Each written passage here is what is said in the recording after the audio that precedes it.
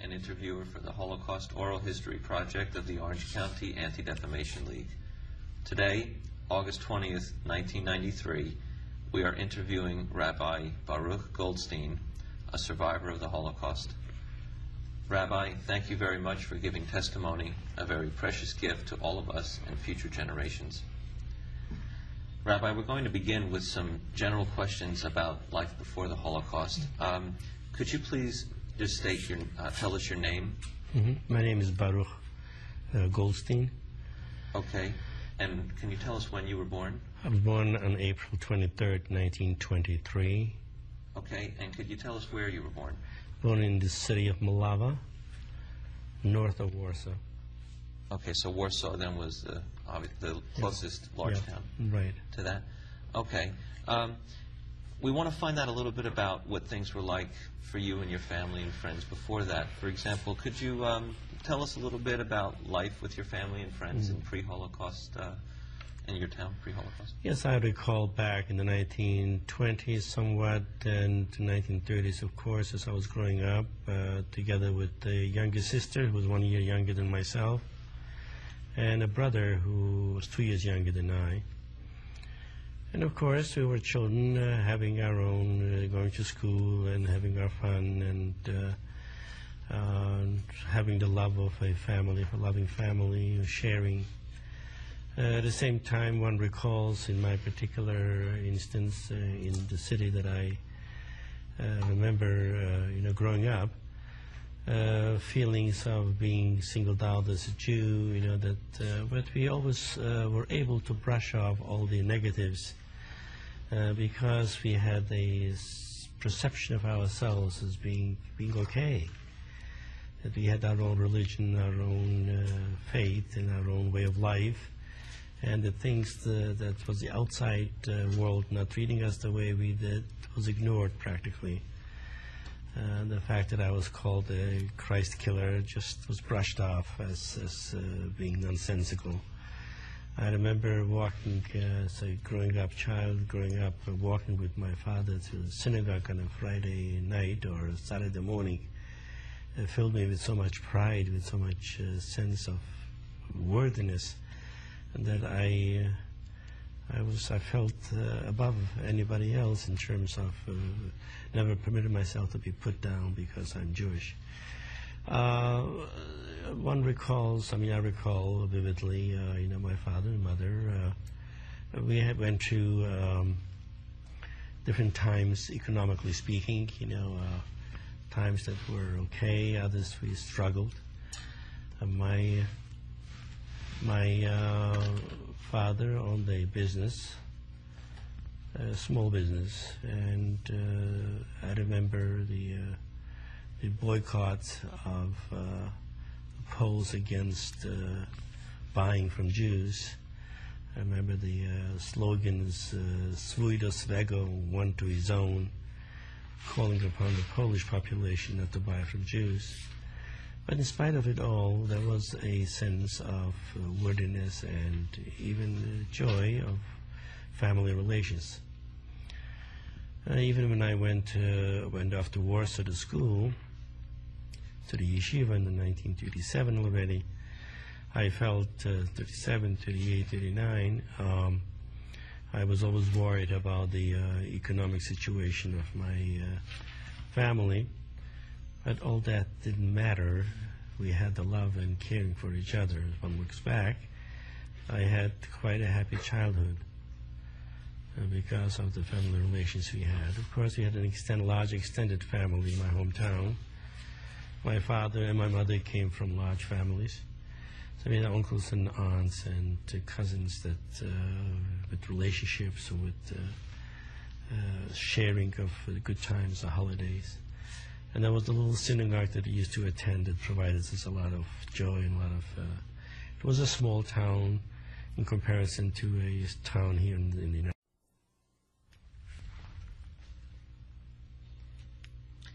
This is the continuation of the Rabbi Baruch Goldstein testimony. Rabbi, before we move into the area concerning what happened in the ghetto, there are a couple of questions I'd like to ask you about some testimony you gave just a moment ago. You mentioned that there was a lot of beating and indiscriminate beating going on, and I wondered two things. One is if the Nazis were doing most of this, or if the non-Jewish Polish citizens were also in on this, and in addition to that, if you knew if any of your former friends or neighbors who were not Jewish were helping the Nazis. It is true that non-Polish citizens corroborated with the Nazis. I myself have many incidents when I was working, forced to go to work, and as much as in the beginning I didn't know how to clean the bricks or how to pile up the bricks, I recognized soon enough that one must learn how to work hard and work hard. I remember the first time I was forced to wheel a wheelbarrow with bricks, and I wasn't used to do any hard labor. I just simply couldn't lift it. I was amazed later on that I learned to lift it and to wheel it as much as anybody else. But what was really aggravating to me that there were some Poles who were also in the same predicament as I was, who were making fun of me and were making it harder for me. There was supervisors there. We built some. This is in Moldova before the ghetto. We used to go out. There was a good friend of mine who was. I recall, his names popped to mind. Motek Alter. Very good friend of mine. He also studied in Warsaw. He went to a different school and he spoke Hebrew, and we enjoyed speaking Hebrew to each other while we were working. And there was a supervisor, a Polish supervisor, who used to beat us, that we didn't make this right and we didn't make that right. This wasn't wrong, that was wrong. So they were hard on us. So there was a sense of cooperation on the part of many Poles. I wouldn't want to believe that every Pole was corroborated with the Germans. I do want to believe that there were good Poles, there are good Poles, and I even want to believe that there were good Germans. I want to believe that. I didn't experience any good Germans. I had no experience to say that, well, I had some German guards who were not as bad as others, but I don't know, I didn't experience of any German to go out of his way to help me. Let me ask you this very directly. Were there any Poles who were former neighbors or friends of yours who were collaborating that you knew about? No, not that I know of any. No, I don't know of anyone who's collaborators. Okay. They didn't know you. They didn't want to do anything with you. But as direct corroborators, I make a distinction. Corroborator means one who is going around and supporting the German, what they want to do. We have a number of, we know of many Poles who didn't do that, but they were silent and they were non-supportive to the previous neighbors.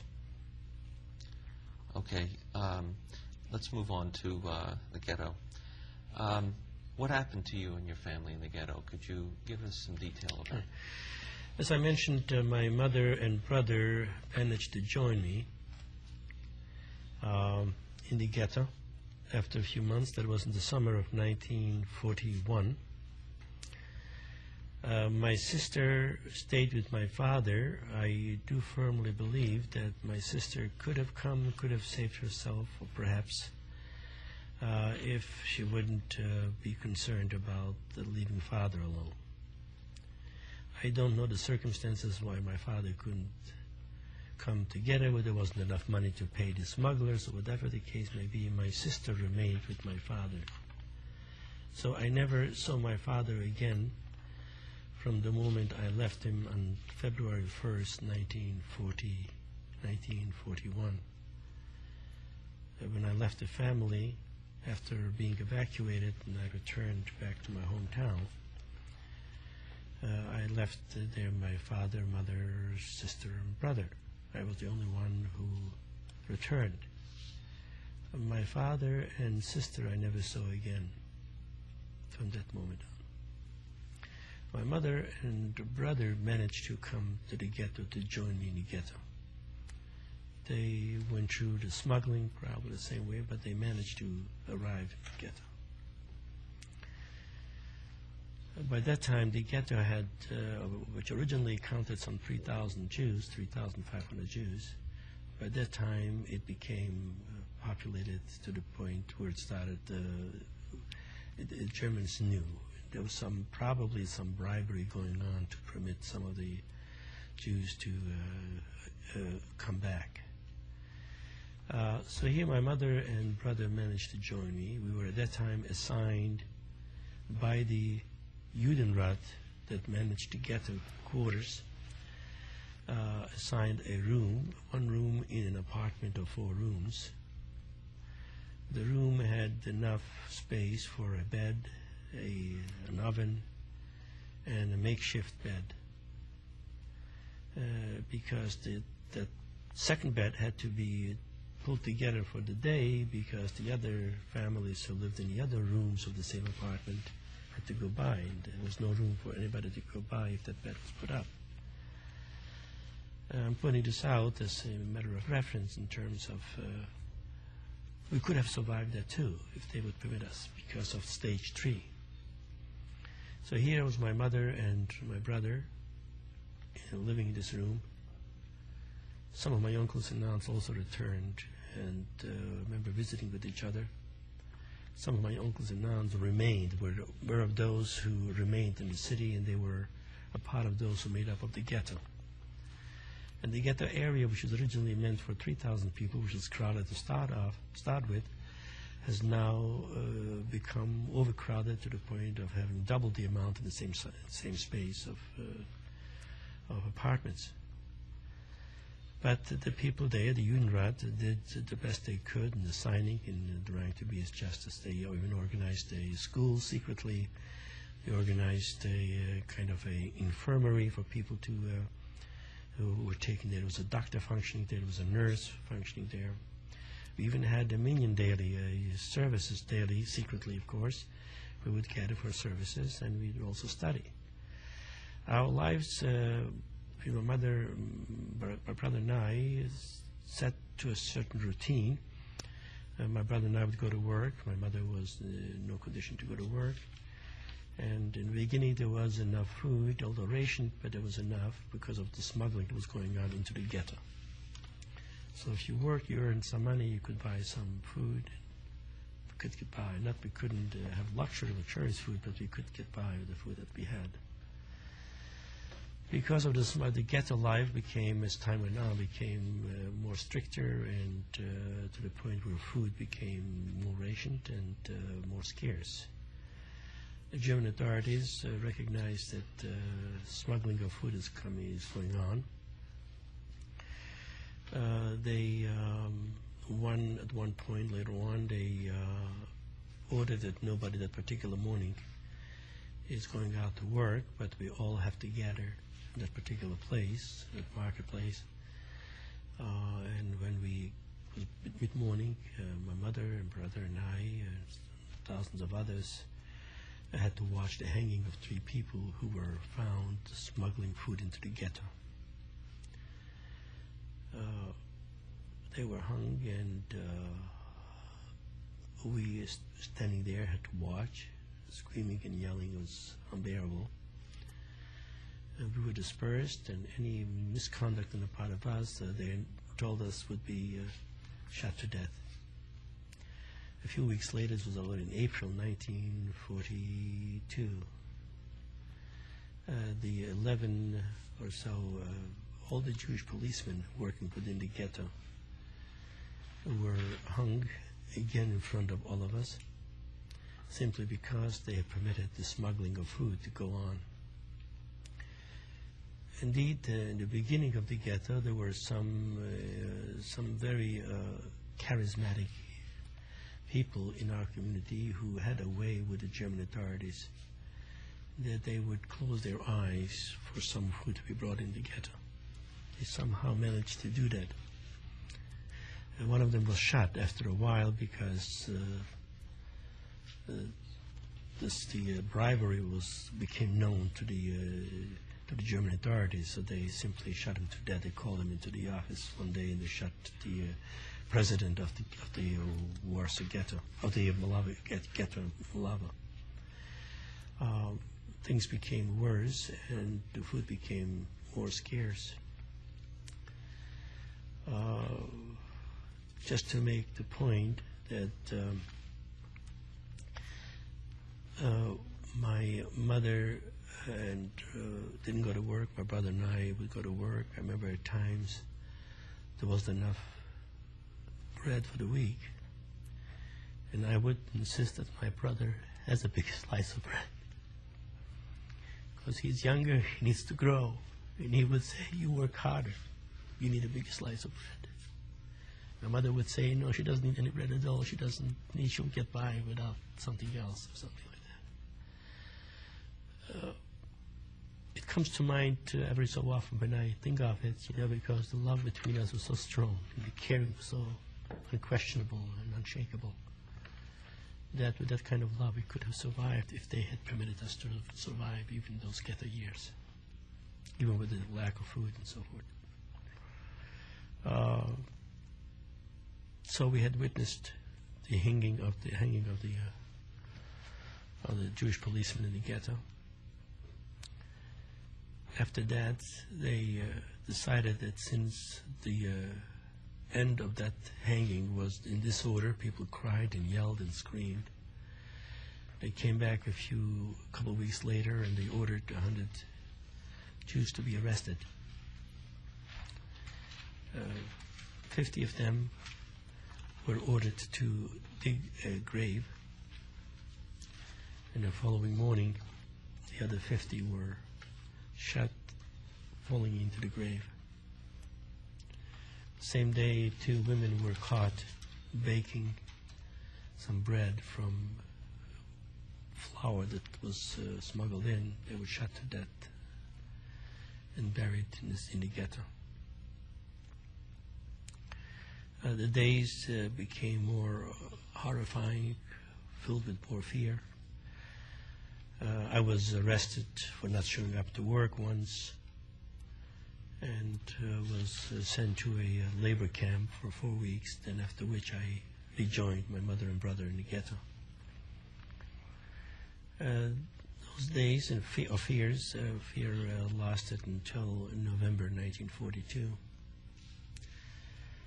In November 42, we know now that that was a part of a decision made in near Berlin. I forgot the name of the town. Wannsee. We didn't know about that at all, of course. We only knew that this ghetto was going to be liquidated. They let rumors out. Then they said rumors out, no, it's not going to happen, that the German authorities will hold on to the Jews because they need it for work in Malava. But indeed, one morning, an order came that 2,000 Jews must appear on a Tuesday morning. It was November 10th or 9th, could be 9th or the 10th. My mother was on the list of the first 2,000 to go. She was over 40, and she wasn't working. We still didn't know anything about gas chambers or concentration camp. The word was not known to us. We said goodbye to each other with the hope that we will still see each other, that all of us will be going to the same place as they're sending. The first comes this group, there will be another group. We hadn't still needed for work. We said to ourselves. A week later, my brother and I had to appear. It was on November 17th, 1942. We were put in the same hall that my mother's transport was the week before. Of the 2,000 that went the first week, no one was heard from, ever. Most likely they went to Treblinka. some, who was it, Rilberg, what's his name, Rilberg, felt in his studies that that transport may have gone to Auschwitz. It's not sure. Nobody was heard from these people again. My brother and I were assigned to the second transport. We were given each a loaf of bread. Traveled for 2 days. Some of my cousins, uncles, and aunts were in the same transport. This is my uncle, Icha. He was in that transport too. And we arrived to the place known now as Auschwitz. We didn't know what it was. The doors of the freight cars opened rapidly with yelling and screaming. People being whipped and shoved, pushed to go down, Raus yelling and screaming, Schneller, Raus, Juden Raus, and so forth. Chaos, dark, pitch dark. We saw some reflectors on a ramp from a distance. But here the German soldiers and German police assessment were pushing us and shoving us to put our luggage down and to form groups of 5 in a row. Women separated. And here I and my brother near each other were walking towards the ramp, not knowing where we are going, what this is. It looked so bizarre, so inhuman. The whole thing, the whole place, like in nowheres. And finally coming in front of a number of officers, probably Mengele, I don't know. People told me that in that transport Mengele was involved in the selections there. And he motioned with his hand from my brother to go in one direction, from myself in a different direction. I remember trying to hold on to each other, and then I remembered that we had witnessed the shooting of a brother who wanted to go into a different column than he was assigned while during the ghetto years. This was stepping back now. We were assigned to some work, and 2 brothers wanted to be in the same group to work together, so he thought that nobody sees him, and he walked over from one group to the other, and he was noticed and was shot to death. That came to mind at that moment, and I let go of my brother. This was the last time I saw him. We were ordered into, there were 2,000 of us. 500 were in the group that I was assigned to. We know by the numbers that they gave us, and then we were marched for about a mile or so. I have no way of estimating. Guarded on both sides, with assessment. We marched through a gate. We noticed Arbeit macht frei, which is now well known. The whole place looked so, we thought this must be something unusual, something. The shoving put us first into a room, a huge hall, ordered us to undress naked, pushed us in the other room to be shaven off completely. All this was done in fast tempo, with beatings, shoving, screaming, yelling, just to make us fearful. We were shivering from fear, not knowing what's next is going to be. Then there was another room. We went into a disinfection showers, and then was the tattooing. Another room again, prisoners who did the tattooing. By the way, this is the 2 cousins of mine who were in the same transport, together with my brother and I. they were ordered to be in the other direction. Chaim was about 17, 18, and he was about 15. The other cousins there that I recall at this time particularly, that I had a very unique relationship during the ghetto years. Prior to that, you see, his father, my uncle, was concerned. He was 10 years old. His name was Chaim. There's no school. The school, he wanted me to teach him, so I used to meet with him every day. I would study some Tanakh, some Bible. Charming little boy, 10 years old. I think of him. He wasn't that transport, too. He and his father and mother also went in the other direction. So the 500 of us in that transport were all now tattooed. I remember the pain in the tattoo, but was more painful was the emotional pain. And we were told that from now on, this is the number you respond to. This is the number you respond to. 76,303. This is your name. You forget about your name. And that too sounded so bizarre. So this triangle was a sign that I'm a Jew, because there were Poles and even Germans in that concentration camp in Auschwitz. So this was a mark that I am a Jew. The same number was also sewn on the upper jacket as well as your trousers. Now, you came in 1942, right? So this is an early number. Right. It's an early number, one of the early numbers, November 1942. Now, where are we? We started to find the morning came, we heard a bell ringing. We saw barracks already outside. We saw people going with striped clothes, some of them so thin, could hardly walk. And so we still didn't know. And then little by little we found out that this is a trenching, this is a place that very few survive. That's the first greeting we had. We wanted to know what happened to the other 1,500 people, what happened to my brother.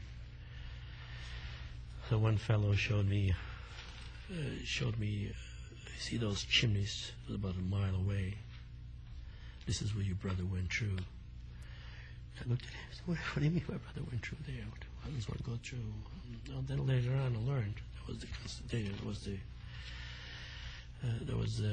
there were gas chambers in crematoriums that the very same night, probably, or within a few hours, the 1,500 people were dead, gassed and cremated.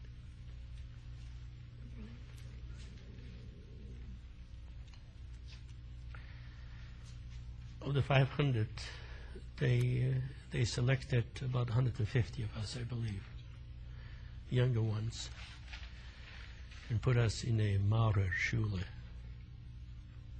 a school for teaching us how to become masoners,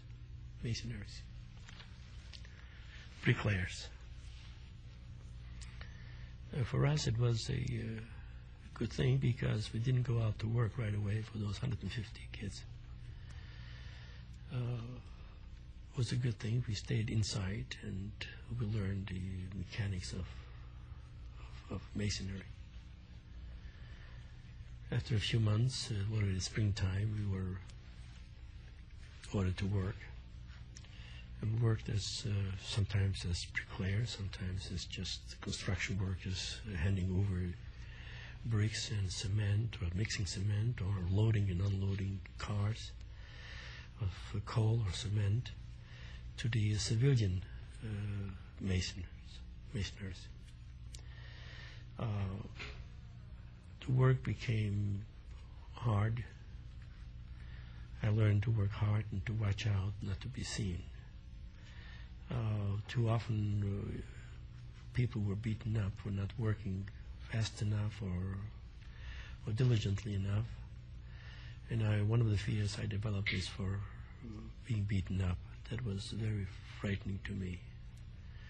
In addition to simply the pain of being beaten up, the emotional pain was very devastating to me. So I learned to work very hard to avoid beatings. Not that it helped me, that I was beaten up anyway at times. whipped, for not working fast enough. I worked very hard. I adjusted to the rations of food, that this is what we get and no more. So we were constantly hungry. People I learned smuggled things out of Auschwitz into the outside. Being in touch with civilians, they would exchange things for food. People would bring in, let's say, half a pound of butter to sell to someone who works in the kitchen who didn't have butter. He would buy the butter for a loaf of bread, for a slice of bread. So these things were going on in Auschwitz. People took a lot of risks in being caught, and could mean death. I also risked mildly. A friend of mine who worked in the laundry room, would smuggle out a sheet, a blanket sort. I would wrap it around my body, bring it out to the civilian. The civilian would give me a salami or half a salami, bring it in, sell the salami for an extra piece of bread.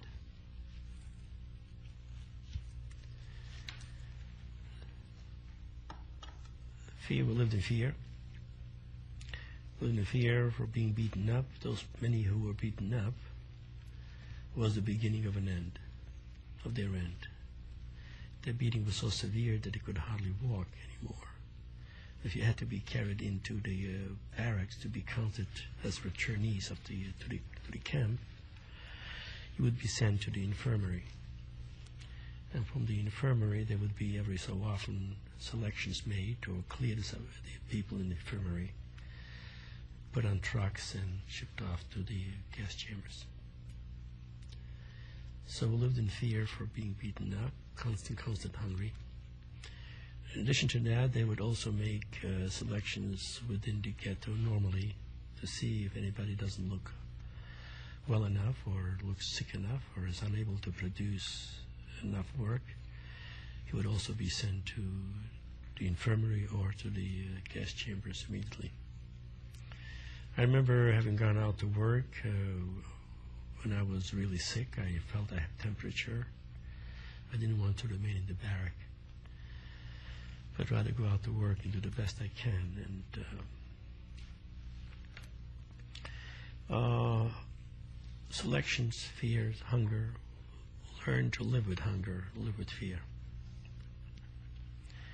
Friends of mine who were caught smuggling things in, one particular individual was taken to Block 11. I think my memory is correct. Block 11, from which no one returned.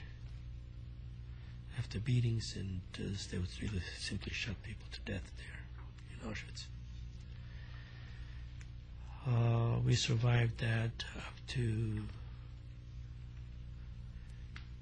January 18th, 1945.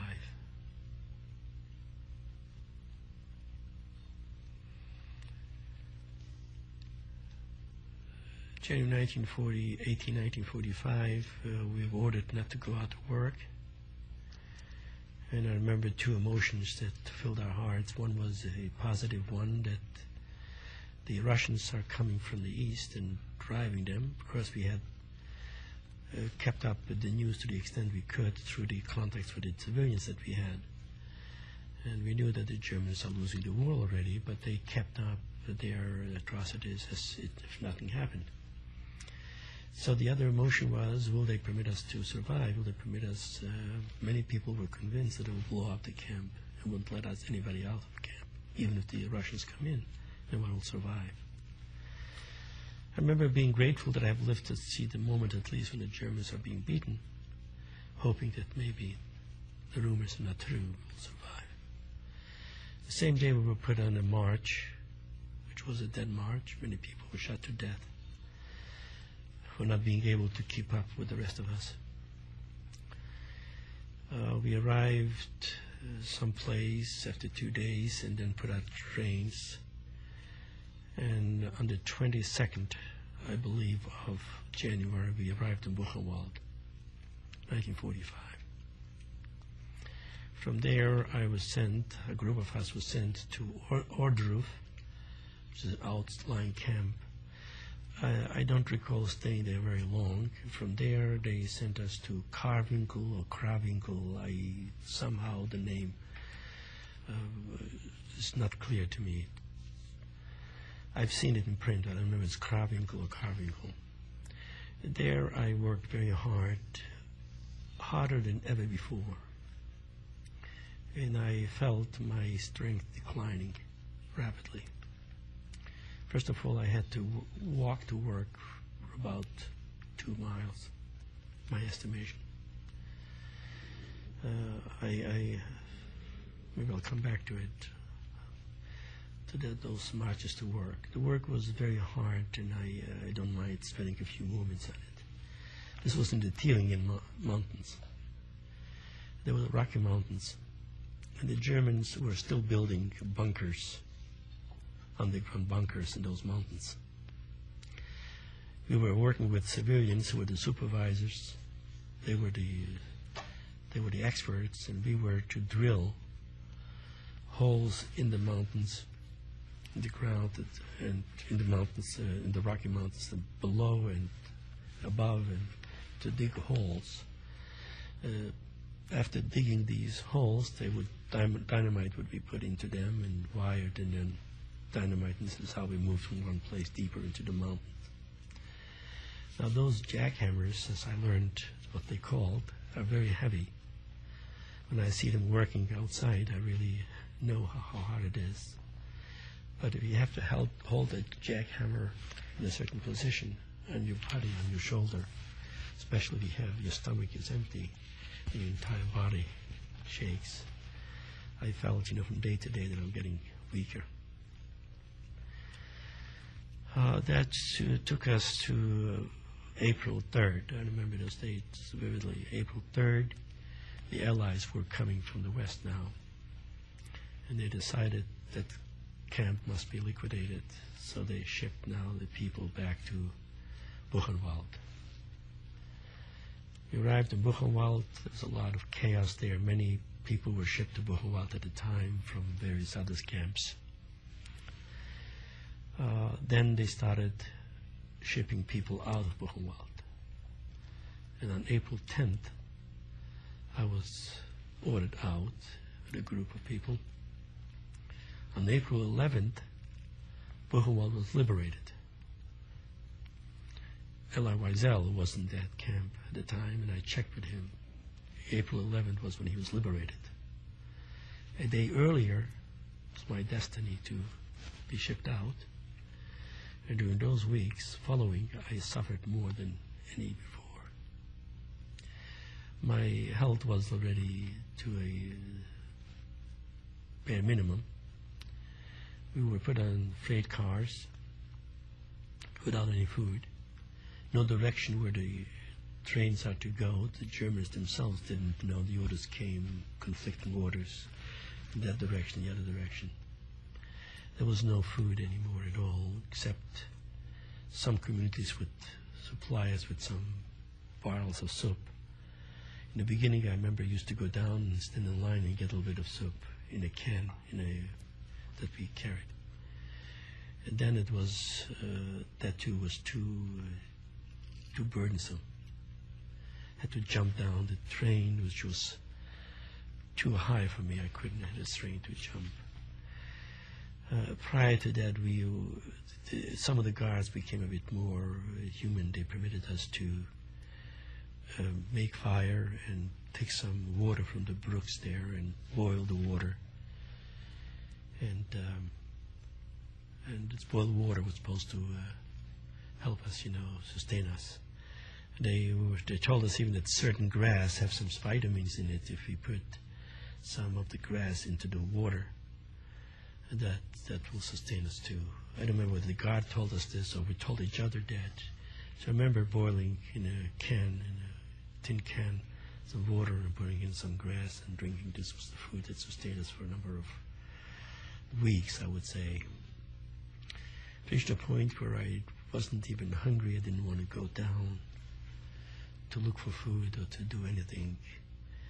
People died and were thrown off the freight car, and I lay there in the corner there. I remember breathing very heavily, and it seems that I was totally resigned. This is the end. And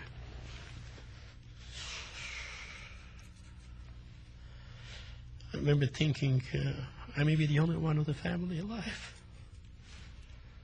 Who's going to tell anybody that there exists a Goldstein family? Kind of crazy thought, but I remember thinking those thoughts. There's nothing I can do. Then I have a block of blank in time. Don't remember what happened. I remember vaguely being led into a shower room. It probably was Theresienstadt. How I got there, I don't know. I don't know when it was prior to liberation or after liberation. When I was in Theresienstadt, which is near Prague. I was in a hospital, and a Russian officer was standing near my bed. That picture I remember, and then I was out of it again. I remember being discharged and being hardly able to walk, about very slowly, very weak. And that was after liberation. I didn't experience it. I don't know of it, but I knew it was after liberation. I remember being told so, that I go into this kitchen, community kitchen, once a day, and I was given a can of some sort, and I would go there to get food once a day. I remember still living in fear. We were given some of those cloaks they call the wooden shoes, and I was afraid to make noise because you walk. So I would walk like this. Somebody would hear me. Nobody would see me. Didn't want to be seen. Although I was told the Germans are not here anymore. This is already, you're free. But it seems to me that psychologically I was still in prison. I was still in fear. I remember I was still hungry after eating the soup very quickly. I was still hungry. So people told me, you can go get another soup, and I was afraid to go, or being beaten up to get another bit of soup. I remember, taking the plate, and an empty plate with the spoon, and just going through the motions of eating, and then catching myself. What am I doing? There's no food there. And I was embarrassed to put the plate back. I remember being afraid to talk to anybody. If you talk to me, I would say, no, that's not true, that's an illusion. You wouldn't talk to me. I can't explain it, never asked the psychiatrist the meaning of it, but that's the feeling I had. As time went on, I was still in that barracks there, probably under the UNRWA or the Russians. I don't know exactly who supported those camps after liberation as displaced persons. Some people from my hometown recognized me, and they kind of took me under their wing. This is how I began to follow decisions, not to make decisions of my own yet. And the group decided they're going towards Palestine, that there's a movement now that people will go to Palestine. And the thing to do is to take a train. The Czechs permitted us to go by train, gratis. So we went from Prague to Bratislava, eastern part of Czechoslovakia. Stayed there a few days, and then somebody must have organized these things. I know, I'm totally out of it. I don't know exactly how it was done. I ended up in Budapest. There I remember a representative from Palestine came to help us. The issue of the Jewish community in Palestine organized volunteers to go into those communities to guide and support. This is connection with another story that happened to me in Italy. That's why I'm bringing this out now. And this is a young lady, young woman, who organized us that we are Zionists and we are going to Palestine. So we were there for a few weeks in a kibbutz, kind of kibbutz, whatever they call the kibbutz. From there, we ended up in Graz, Austria, and ultimately to Italy. I believe it was August 1st, 1945, that I arrived in Italy. And by August 8th, I was placed in southern Italy. The most southern part of Italy, Santa Maria de Bagni, was a camp organized by the UNRWA, United Nations Relief and Rehabilitation Association, whatever it was. It was under the British there. And this is where I began my physical recovery and my emotional recovery as well. Remember the first questions I asked, is there enough food in this camp? Do they have enough food? And one fellow told me, yes, they have the ration. Did you have enough food? If not, he says there's a lot of grapes around here. All you do is you go into the vineyards there, and grapes are very satisfying. You can pick those grapes whenever you want to. So that was a relief. There's enough food there. I stayed there near the Adriatic Ocean. Little by little, I learned how to swim there. It was a relaxing atmosphere for me then. I was still unable to make decisions on my own, but then I heard people are writing to their relatives in countries outside of Europe, so I remembered now I have an uncle in New York. I know his name. So I started writing letters to newspapers. I got the address. And lo and behold, one day, it was October 25th, I have a letter from Baruch Goldstein. My name is called, that letter. It was an experience. Because I remember going there in that little camp, mail was delivered twice a week, coming from a town by the name of Lecce, or Bari. It's south of Bari, I believe, Lecce. It was a small little resort place that the rich Italian used to go there, and this was turned into a displaced persons camp. And the entire camp would turn out on that day when the mail would arrive, and the secretary would read out the names of the people who have a letter. And every time he has a letter, I had no letter. This day a letter came. I cried before I opened it. And this is the beginning of my contact with my uncle in New York. Exchange of letters. Meanwhile, there was illegal aliyah going on, to Israel, as you probably know, to Palestine still. The British wouldn't permit Jews to enter Palestine. In between, one of those representatives from Palestine who came to work with displaced persons recognized me and picked me out. I knew Hebrew, and so he became very friendly towards me and offered me to help him. I remember thinking to myself, I help him? My inside was so messed up. Probably outside I looked half decent, but I should help him. And he was a very wonderful individual. I caught up with him in Israel, and we are still friends. He was a representative of what was known at the time the Jewish delegation of Palestine. In Hebrew, it was on Hamishlichat Ha'artzi Yisraelit. And he was in charge of education.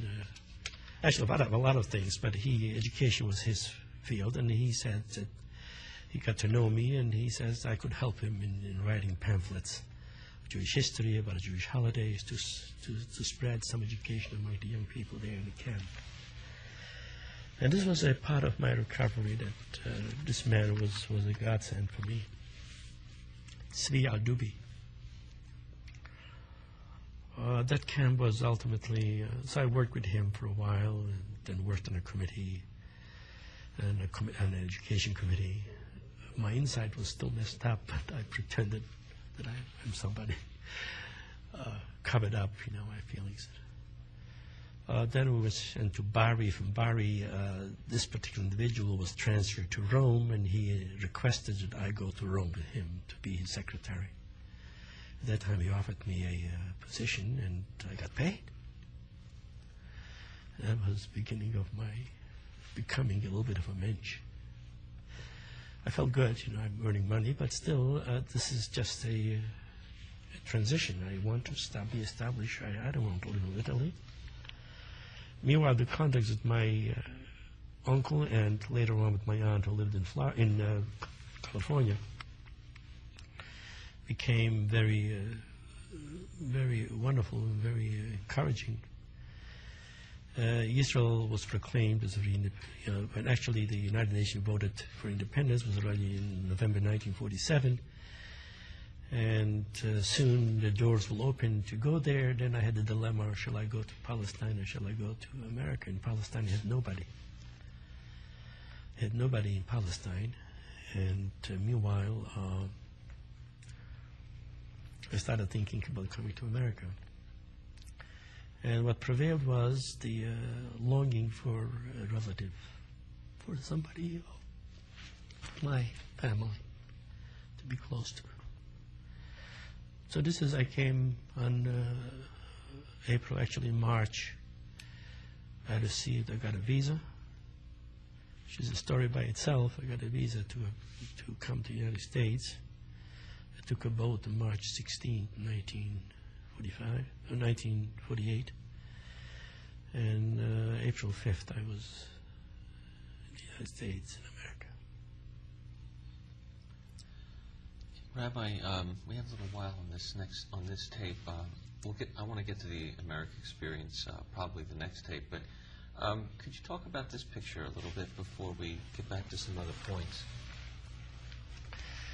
This is an aunt of mine. This is the aunt who came to America.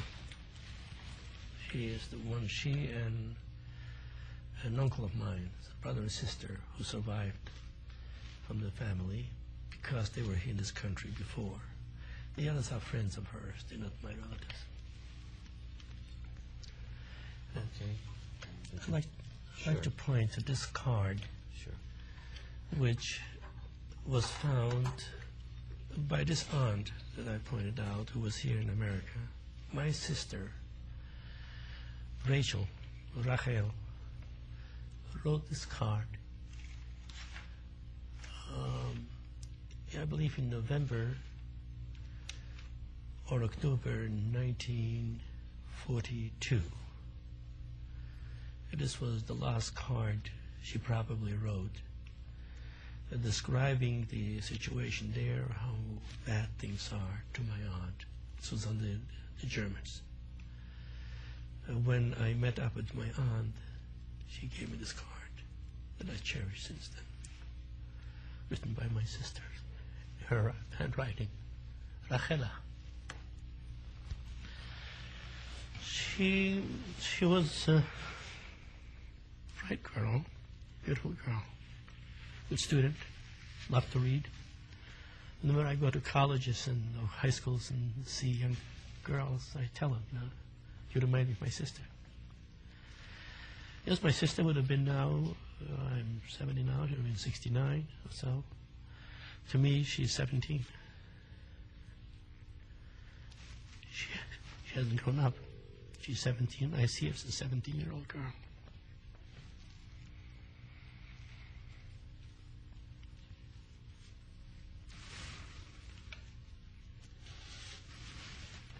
Why? Still ask the question why. I haven't found the answer. Hard. 50 years later, pain is still as what happened now. We learn to live with pain. Don't forget it. Time doesn't heal. Time teaches us to learn to live with the pain. So every once in a while, every so often, I think of her as I think of my father and mother. and the little cousins, innocent, sinless people, people who didn't do any harm to anybody. But we do it all that. How can we make sure that this doesn't happen again? What a disappointment. This is 50 years later, the end of the 20th century, with so much knowledge and so much advancement in every field of endeavor. We haven't learned how to live in peace with each other, how to accept each other, whether you are Jew or Christian or Muslim or Buddhist. Sad. But I guess we mustn't give up. We must work towards creating pockets of goodness, pockets of tolerance, if not love. Tolerate each other. Allow the other to be different. That's why I'm saying that the work that you are doing is so of great value. Let the world know what prejudice can lead to. If it happened once, it can happen again. It's our job, who claim to be intelligent people with knowledge, to make sure it doesn't happen again. Only by creating pockets of goodness. Stand up when prejudice demonstrates itself, or when starts with slurs against a particular group, where it can lead. Rabbi, when you were deported to Auschwitz, specifically, which family members of yours were on? You mentioned your mother went on the first transport. Yes. And then specifically, which family members? My brother. Of my immediate family, only my brother. See, my sister and father were away. We had been separated before. Some of my cousins, I think I saw a picture here before, was in that transport. But, this is another picture. That's the other picture. You want to mention some of them? Mention their names. Chaim Sokolover, Simcha Sokolover, Yisrael Goldberg, Fela Goldberg, Kramer, Sokolover. This is the picture of my two cousins. I love them dearly. Yeah, two cousins, two brothers. I loved him dearly. I was very proud of him. He was a year younger than I.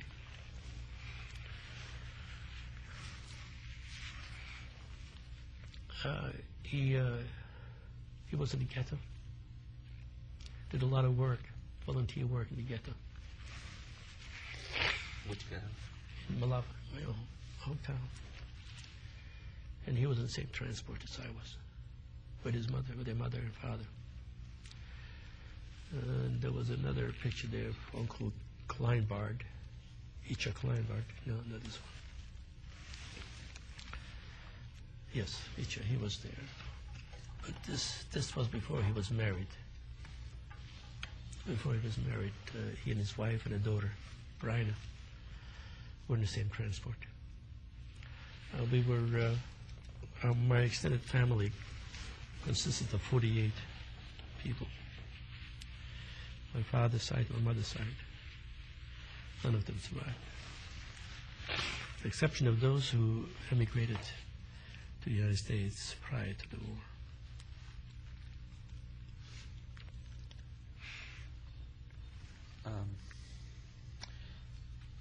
Okay, I would like to just get a couple of details because we're probably about 5 minutes towards the end of this tape. So I'd like to get some details that might not take that long. Mm-hmm. And then in the next tape, we'll pick up with some other things. We'll have some time to talk. Precisely how long were you in the ghetto? In the ghetto, after being liberated from the labor camp, May 28th or 25th, I have ambiguous about. It was at the end of May. I was liberated from the labor camp into the ghetto up to November 17, 1942. Okay. So did I give the year 28 of 41, 1941? Okay. And the exact name of the ghetto? Malava, ghetto of Malava. Malava, And that was your home? my hometown, yes. Okay. And was there any resistance in the ghetto? I don't know of any. I know of some people who went into hiding. It seems, remember I mentioned a cousin of mine who lived with us, who also returned to Malava. She knew a lot of people outside of the ghetto, and I suspect that she went into hiding. But what happened to her, I don't know. I'm almost sure she went into hiding, and supported by some Poles or friends of hers, because she had a lot of Polish friends, classmates of hers. What happened to her, I don't know. Resistance, I don't know of any resistance there. I guess we lived with the hope that this is one war like other wars. Nobody would ever imagine that, a kind of thing of gas chambers and crematoriums. Never entered our mind. Up to the last minute of the ghetto. No rumors? No rumors. We knew that people that are the shifting population was going on. People being shifted from one place to the other, which was going on all the time. People were sent into Malava from other towns too. So this time we are being sent to a different town. We were told that Malava, being now the Third Reich, must become Judenrein. And therefore it must go into the Polish Protectorate. That's all we knew. You mentioned during the hangings there was a lot of screaming and yelling. The people who were watching, is that who did it? Yeah. I remember feeling I wish I wanted very much to go over to one of the Germans and scratch his face at least, that they were with machine guns and the entire population would have been put to death immediately.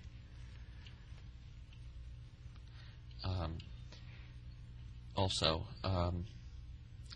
the Judenrat, was it your feeling at the time that they were collaborating? In my hometown, there was one from the beginning who was a collaborator, Goodman. It's ironic that his name was Goodman. He went around and he would tell which Jew has good furniture for Germans to come in. The Germans could come in and take anything they wanted from the minute they entered the town. So he went around and did those kind of things. He had nothing to do with the tomato collection. I think at one point he became the police chief of the ghetto, whom everybody feared, of course. His end was when he came to Birkenau, one of the transports. My transport was not the last one; it was the third transport a week later, or a few weeks later. And this Goodman came to Birkenau, Auschwitz, and the people of my hometown actually beat him to death. So to me, he's the only collaborator that I know of. Well, there were rumors about others that I knew were in a difficult position. They appeared to be rough and tough at times, and I was wondering whether that toughness is needed in order to maintain a certain... I have ambiguity feelings about but I'm saying I don't want to believe that because you served under the Judenrat, you were no good. It is true about some, but not of all. Okay, we've reached the end of this tape. We'll now take a short break. Thank you. This is the continuation of the Rabbi Baruch Goldstein testimony. Rabbi, a couple of questions I want to make sure we get on the record. In his book, Man's Search for Meaning, Viktor Frankl writes that prisoners were often able to survive because they developed a sense of apathy, an ability to keep going without, not that they didn't care, but it was the way they did it. Would you say that that's how you were able to survive, or is there another reason that you feel you were able to survive so long in a place where so many people died so early? My answer is a very simple one. I would not attempt to explain my survival in any shape or form, very simply because She'll say it's my wisdom. I know that many people who were wiser than I was didn't survive. Was I physically stronger? I know many people who were stronger than I was and didn't survive. What other virtues is there that I have that so many others did have and didn't survive? So I don't think anybody can claim that this particular thing helped him. This is the way that he or she survived. But I do feel that Viktor Frankl is right. I think he calls it a sense of purpose. If there is a sense of purpose, if there is a will that is strong, if there is a will to survive, may help one survive under certain circumstances. More than others who give up. When that is, if we become apathetic, I can testify to the fact that people who gave up from the beginning did not survive and said, look, we can never survive this, and they let themselves go and didn't care anymore whether they survive or not. That may contribute to have contributed to their loss of life. But I can't say that this particular thing, if you had done this thing, you would have survived, or the other thing, you would have survived. I don't know. How about you? What did you do that you feel helped you survive? I don't know. I didn't do anything special. I remember only watching out for not being beaten to the extent I can, but I think many others watched out. Others didn't succeed with that. Were beaten anyway and didn't survive. So to say that because I did this, I survived, I don't know. I don't know. Okay. Let me ask you a couple other questions, and then there's a big area I definitely want to hit on with you. You mentioned that you got a job in masonry. Why that job? Was that connected with what you did earlier? You mean in Auschwitz? The job because they trained me to be a mason. Not because they picked up from the 500 of us or so, they picked up about 150 young people whom they figured would be able to become masons, to helpful in their industry, what they wanted to build in Auschwitz and around it. So I was among those who picked up to be eligible because of my youthfulness or whatever, of my looks or whatever. They felt that, oh, I make a good race, I have strong muscles or whatever. But the way he saw me is selected a few people. But it was for show to the world that here they're teaching people trade or whatever, and nobody knows. So did this have nothing to do with the fact that you worked with bricks earlier? No, I didn't really work with bricks earlier. Oh, yes, I did work, yes, in the all kinds of work. No, nothing to do with it. You mentioned that one day you felt very sick, and yet you decided that you wanted to work rather than remain in the barracks. Why? Because I was afraid. So afraid to remain in the barracks. Because they would make selections every so often. They would come in during the day and find some people not gone to work. Why aren't you working? Oh, you're sick. They go to the infirmary, the Portsmouth infirmary. In the infirmary, you normally wouldn't stay very long there. They would make selections and clear the infirmary. Nobody came out from the infirmary, to my knowledge, back to the camp again. So it wasn't an infirmary where you make somebody feel better, but rather was the end, was the beginning of the end. And I looked at it as the beginning of the end. It's just like being beaten up. When I've seen many people who were beaten up to the point they were unable to walk, they were carried in, they were placed in front of the barrack to be counted during the roll call. You know, they had to number the people who went out and must come in. And it was counted as an individual, but then after the roll call was over, they were taken to the infirmary and never heard from. So that was very frightening to me. Okay, you also mentioned that you had seen, of course, the famous expression, now famous, Arbeit macht frei. Yes. What did you think when you saw that? I didn't think anything. I don't remember thinking anything. Arbeit macht frei means a place of work. That's what it is. Whatever that macht frei means, frei, what does that mean? It's a slogan saying that if you work for freedom, you gain freedom, something like that. Arbeit macht frei. not to be interpreted. It's just what it says. Arbeit macht frei. Work means if you work, you deserve to be free. So you didn't think that you would actually be free if you were? No, no. It's just a slogan. I didn't feel that. It's a kind of a slogan to motto to that they're interested in your work. And if you will work, everything will be fine and dandy. Rabbi, a number of survivors have said that one of the most painful parts of being in the camps was the feeling of not just loneliness, but that the outside world didn't care. Did you have any feelings like that? Up to Auschwitz, I had that feeling. Because there was still an open, I looked at it as an open world. The world is open. And here are neighbors with whom we lived years before. And there is America. We always had this dream America. America won't permit these things. There is England. They won't permit this thing to go on for very long. But when we were in Auschwitz already, the only description I can have is we are already trapped. We are in a trap, and probably nobody will survive here. Actually, we were told nobody comes out alive from this place.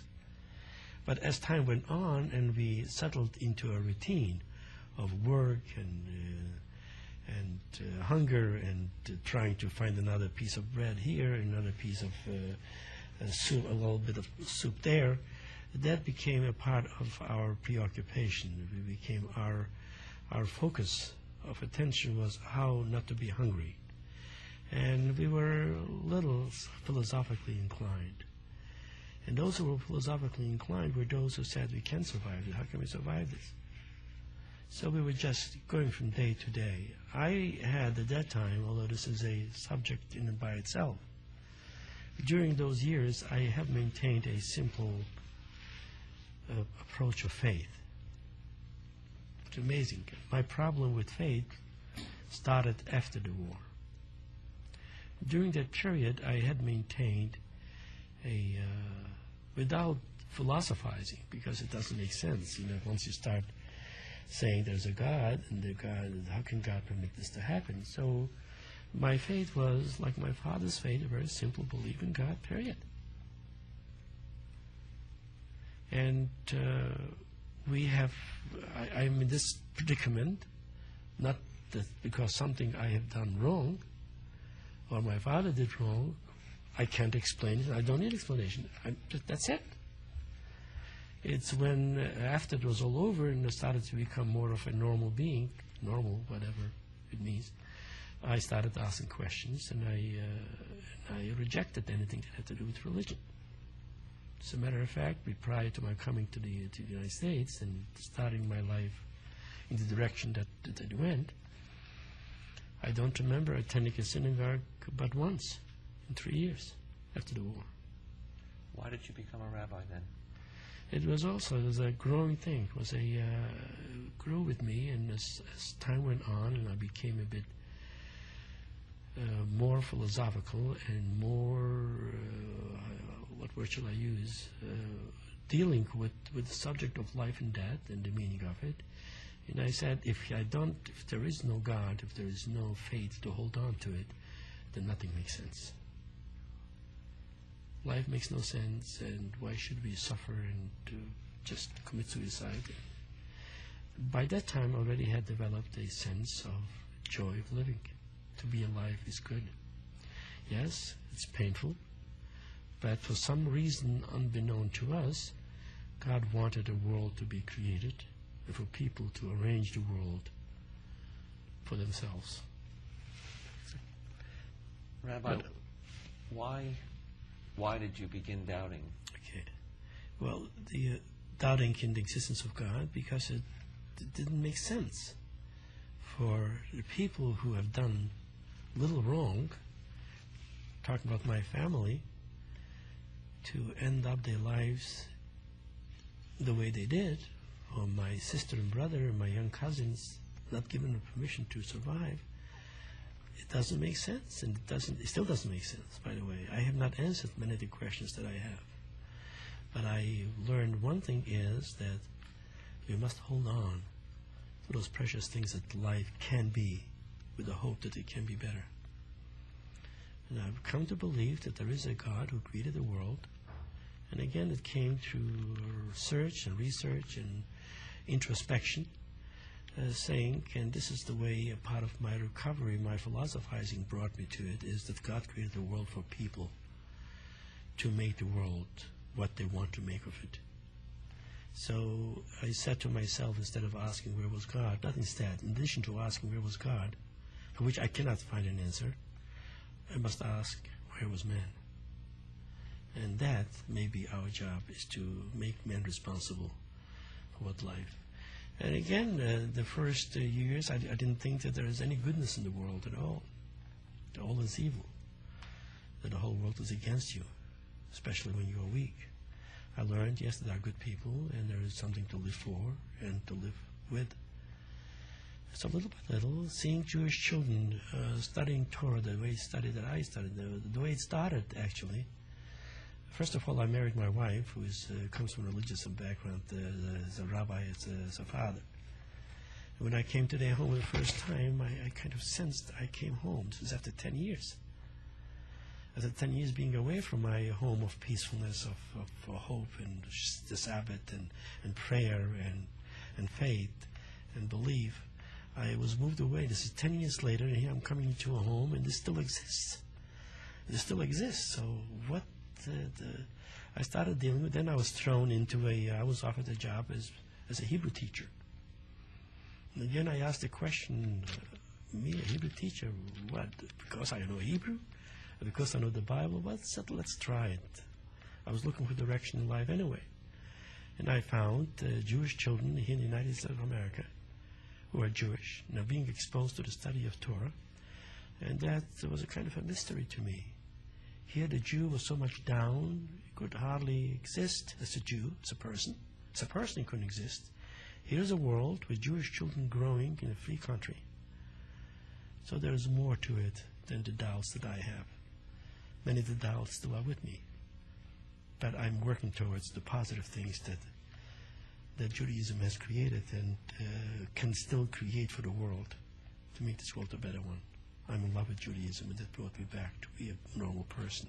If there's any normalcy in it, it's only because I find it in my faith, in my history, in the ideals for which my people stands for.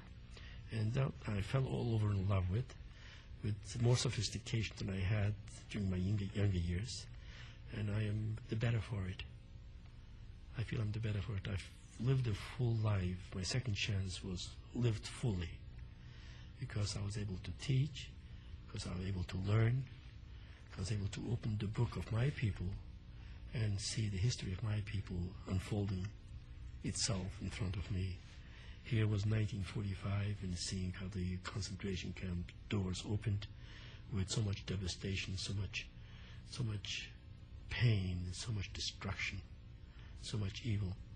And 3 years later, the sun was shining again, and in the land of Israel, the people of Israel has come back again. That whole is a mystery. So maybe this is the function of our peoplehood, is to plug along, to remain alive and to remain fully alive, living and contributing to a better society. So I have a function.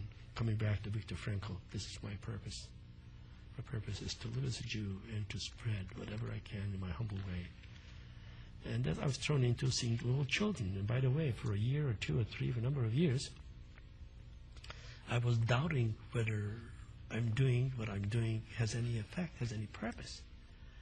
And then when reports came back to me from mothers and children that I'm doing a good job, that children are inspired by what I'm saying, what I'm doing, so I plugged along, and finally it led me to the rabbinate, which I didn't seek. It was a story by itself. Here I am. Rabbi, I believe we have a few minutes left. Let me ask you this. How did you adjust to life in America? It wasn't easy. It wasn't easy. First of all, I was without language. I felt totally strange. Totally strange. Especially in the beginning, I lived in an environment which remained totally Jewish. Like my father-in-law came from the old country. He didn't speak English. My wife did speak English, of course. But I lived in a Jewish atmosphere completely. And how do you reconcile the two worlds? And how do you merge the two? How do you find a synthesis? And I found that this is a part of my recovery. I found a way living fully comfortable in the American society, although I don't take advantage of much of the things that others do. I don't eat non-kosher food. I don't eat in restaurants often, unless it's a kosher restaurant. But I find that this is my job as a Jew to synthesize, to live in two worlds and two civilizations, and to make the conflict livable. Yes, there's a conflict. On Friday night, I can't go to the movies. Okay, I can't do this or that. That, I believe, is something that the human being needs, not as a Jew. Every human being needs a discipline. My discipline is to live within that context, not to deny myself those things that are permitted, not to make the structure unlivable, but as long as I can live in the two worlds. I feel quite comfortable, as much as my dream is to go to Israel and live in Israel, whatever years God gives me. But I'm in love with this country. This country contains God's blessings, I believe. Why do you want to go to Israel? My people lives. I feel comfortable there. It's my culture, completely immersed in that culture. No reflection on any feelings about America, even with all the evil we have. I love America. It's a country that gave me and my people, not me alone as an individual. My people, it reminds me in history, like Spain, in the Middle Ages, Spain was the center of Jewish life. Spain has given the Jewry at the time a second lease of life. They were driven from all countries. Ironically, they were driven from Spain later on too, but I'm talking about prior to that. I find America was kind of the haven for my people. If people wouldn't go to this country, we started talking about it before, a few grandparents and other grandparents or great-grandparents would make that move from Eastern Europe to this country would be, and not this country, but Jews would not have that communities here in this country as we have it now. And why? Because America opened its doors. And the ideals of America are so much close to my teachings of my Judaism that I feel very comfortable religiously, emotionally, spiritually, in any shape or form. The fact that not every American is Jewish doesn't have to be. Not every American has to be Jewish. In order for me to be comfortable, what I would expect every American to tolerate me as a Jew, which Americans do. We have crackpots, yes, but those you find every place. Let me pursue something that may or may not be related to that. You'll let us know. You've mentioned at various points that you were messed up on the inside, but on the exterior you might have seen a different way. A number of survivors have said that the Holocaust always remains with them, no matter what they look like on the outside. Is that true for you? Absolutely. Absolutely. I'm always conscious that I'm not normal. I mean, I use the word normal freely kind of here. I have a number of things involved in that abnormality. First, there is this heavy burden, why was I, why not my brother, why was I guilty? Secondly, connected to that is, as an individual who survived, who was given another chance, have I done enough to make this world a little better? So that is a kind of a heavy burden. Many times when I go speak to colleges, universities, or high school kids, or elementary school, I tell them sometimes I feel that the voices of those who didn't survive are demanding of me, tell the story, tell what it is, tell the whole story, make the world a little better. In that, I feel I will bring to life their voices somehow. Question is, have I done it enough? Have I fulfilled the mission that is so sacred and so important. Yes, and I think the very fact that life was uprooted in such a horrible, indescribable, incredible way leaves a mark in your life that there's something wrong with you. I mean, not wrong, but you carry a certain burden, a certain pain that is... I wake up at night, lately particularly I can't fall asleep if it's after 5 o'clock, so I get up early. This doesn't bother me. And one of the first thoughts is, why isn't a sister of mine here that I could call up and say, hi, I have a problem I would like to share with you. So this loneliness, although we have created families, good families in most cases, and for survivors, as I look around, they have done an incredible job. I mean, some studies have been made, and all of them have raised wonderful children, all college graduates, professional people. I'm very proud of my son. Again, here too, if I may, in the few minutes we have left, part of my problem, if I may open up a bit of a personal thing, it is that urge to do things. As soon as I was given a chance to work, first as teacher and then youth director, and then as rabbi, I was always available, made myself available to anybody and everybody. My son was growing up. He needed some time with his daddy too. And my son was a perfect child, never gave me a day of aggravation. And I simply took advantage of him, or I didn't take advantage of him, but it came out that I wasn't for him as much as he would want me to be when he was growing up. It created a certain pathology. And I related to those feelings left after the Holocaust that we must do this and must do that, having our focus sometimes messed up. I don't know what's this experience of every survivor, but in my case, that was the case. Okay. This concludes our interview. Rabbi, is there anything else you'd like to add at this time to complete your testimony? Well, I think I alluded to it. My message is the following one, that anybody who hears this tape or any other tape, or anybody who thinks about the Holocaust, anybody who considers himself intelligent, living the 20th century, must make an effort to eradicate prejudice in our midst. This is the obligation of every intelligent human being, particularly at the end of this 20th century. This 20th century was supposed to have been the greatest century ever. With the amount of knowledge we have accumulated, we should be able to solve problems and to live with more goodness than we do. My message then is, let's create pockets of goodness to the extent we can. I'm not sure that I or you can control what's happening in Bosnia, Yugoslavia, or in Bangladesh, or in Somalia. But we can create in our own environments, in our own communities, better people, better groups of people, and to try to eliminate to the extent we can all those things that create evil, prejudice, animosity. And if we do that, we have hope that the 21st century will be a better one, ought to be a better one. The other one is the one of hope. This is the hope of my people, the hope even at times if it seems hopeless.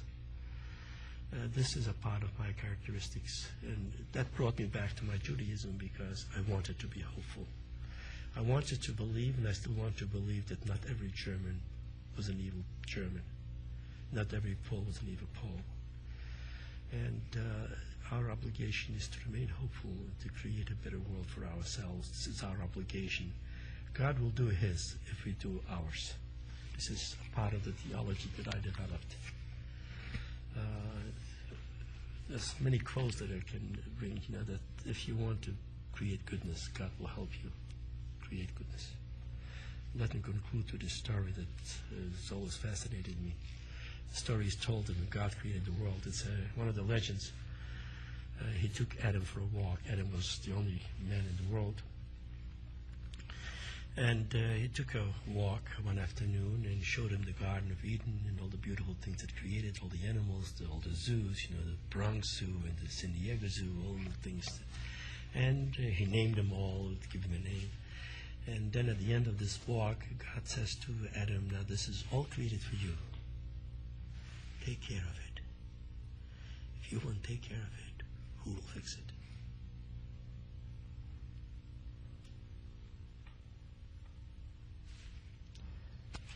One more thing, Cain's story of Cain and Abel. Part of the question is why my brother, my sister, why my father and mother who were so gentle, so kind, and so many 1.5 million other children who were also kind. I'm not singling out my brother and sister, it's all the others. And the answer is the story of Cain and Abel. Cain was a murderer. He killed his brother Abel. Was Abel a murderer? No. Text doesn't say so. Was there anything wrong with Abel? No. But as long as there was a murderer, there's a victim. As long as the society permits evil, there will be victims. Therefore, let's fix the world. Let's make it a better world, is my message. Okay. On behalf of the Holocaust Oral History Project of the Orange County Anti-Defamation League, again, we thank you very much. We sincerely appreciate your time and effort. Thank you. Shalom. Shalom to you. Thank you. Keep up your work. Better be going.